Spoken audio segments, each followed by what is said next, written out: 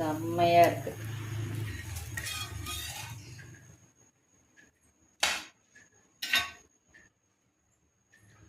கல் தோசை, முறுக்கு தோசைன்னு சொல்லுவோம்.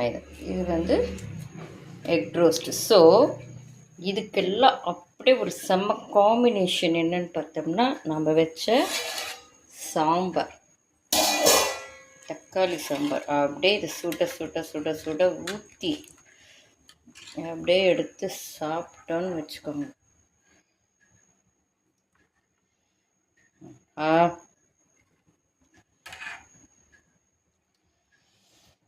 அப்படியே நல்லா சுடுது சுடுது சுடுது அப்படியே எடுத்து சாப்பிட்டோம்னா செம்மையாக இருக்கும். Okay friends, thank you. கமெண்ட்